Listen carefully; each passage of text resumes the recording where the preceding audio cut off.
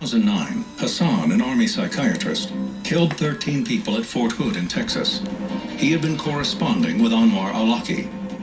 Only later on, after the shooting, did it come to light that Hassan's emails with al-Awlaki were considered relevant to his research on Islam in the military by the FBI's Washington Field Office. The ideas that inspired Nidal Hasan are seated in Muslim Brotherhood ideology, which claims there's a war against Islam. This idea is then conveyed in America through Brotherhood front groups. The degree of sophistication that it takes to build a bomb or to pull a trigger is remote compared to the sophistication and the effort and the money and the energy that has to go into creating a civilization that would support it. We're not talking about a gun. We're talking about the man holding the gun. How do you build him? A little fast forward. Approaching the end of this. And expressed. It's a little bit more.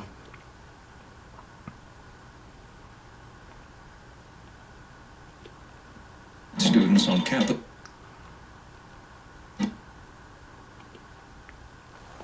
America. Thank you so much for your support. Please do keep it coming, and of course, keep it right here on One America News. Stop calling them suicide bombers. Brotherhood legacy groups, such as the Muslim Students Association, host speakers who indoctrinate students on campuses around the country. Against the people who love death more than you love life. You in trouble, man. You in serious trouble. Amir Abdel Malik Ali speaks in front of thousands of students every year. Here he weaves the Brotherhood motto into a Pledge of Allegiance at UCLA, with hundreds of students enthusiastically repeating the chant in response. And this is happening right here in America, in our colleges, through our professors, allowing this crap to be preached to our young people. End with the Pledge of Allegiance. And so you will repeat after me, inshallah. Allah is my Lord. Islam is my life. The Quran is my guide. The Sunnah is my practice. Jihad is my spirit. Righteousness is my character. And paradise is my goal. For I enjoin what is right. I forbid what is wrong. I will fight against oppression. And I will die to establish Islam. Assalamu alaikum.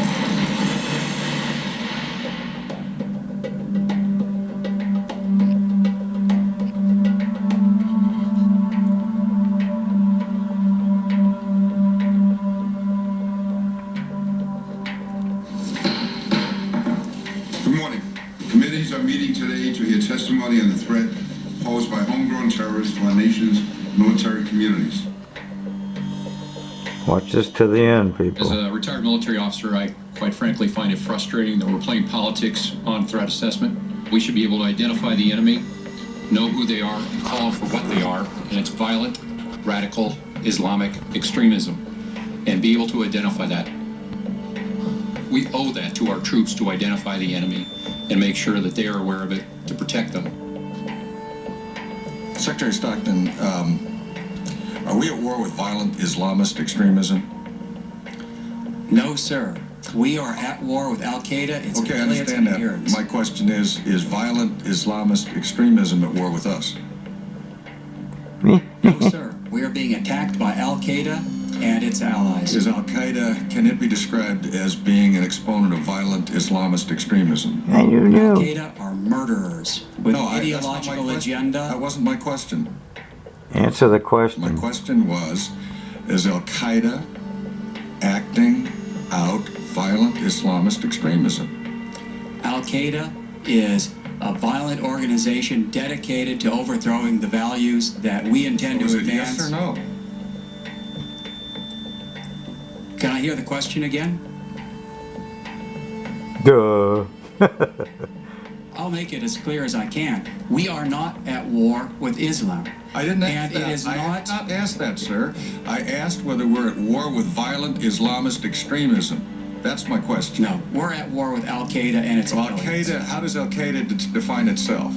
Are they dedicated to violent Islamist extremism?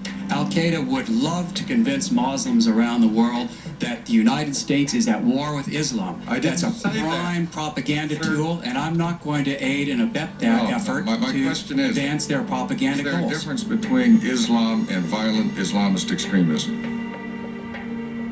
Sir, with great respect, I don't believe it's helpful to frame our adversary as Islamic with any set of qualifiers that we might add, because we are not at war with Islam. I understand that. I never said we were at war with Islam. One of the questions we're trying to deal with is the radicalization of Islam, is the radicalization of Islamic youth.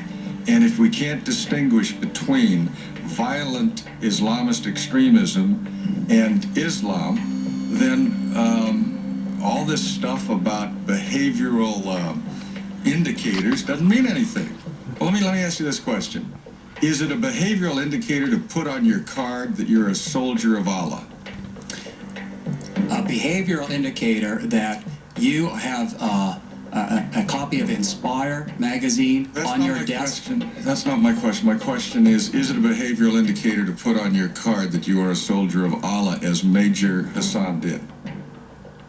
We have behavioral indicators now that enable our personnel, our supervisors, to focus on detecting indicators of violent extremism that reflect the lessons learned from Fort Hood. Okay, is that a lesson learned? That if you put soldier of Allah on your card, that you ought to follow up and investigate that? We're training our supervisors to follow up on appropriate indicators and exercise the leadership they need in order to provide for effective reporting and Do you agree with the statement of someone representing the Department of Defense on the weekend after the shooting that it would be a greater tragedy to lose our program of diversity than what had occurred? Well, let me go back to something Chairman King said. I was trained up by Senator Moynihan. There is nobody less politically correct than Senator Moynihan. I follow the truth wherever it takes me, and I strongly support the programs of the Department of Defense that focus on Al Qaeda and behavioral indicators. This is not about political correctness. This is about defeating our adversary. Sir, I would disagree with you that it may not be about political correctness. We are here talking about the fact that we now have to have behavioral indicators. I agree with that.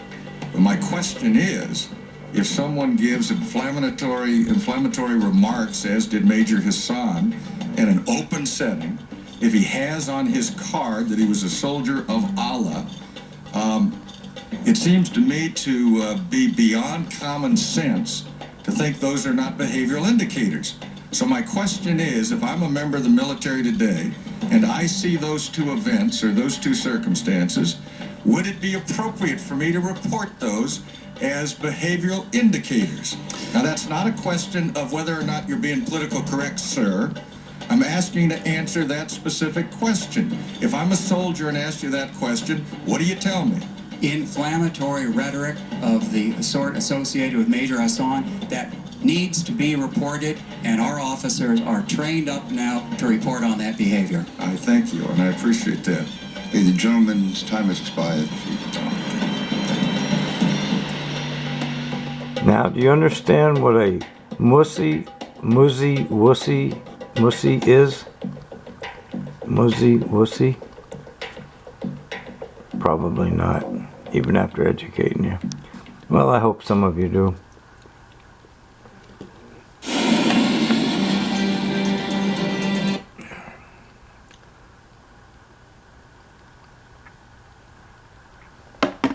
Rushing too hard. Just in case you have a chance to have early gum disease, which you can help reverse by using Just in case you have a chance to catch this on One America News Network, that's the only people I can find running it right now. It's called Jihad, the Grand Deception. 20 plus years of FBI investigation stopped by President Obama. And then you wonder why I want Trump for president and no one else.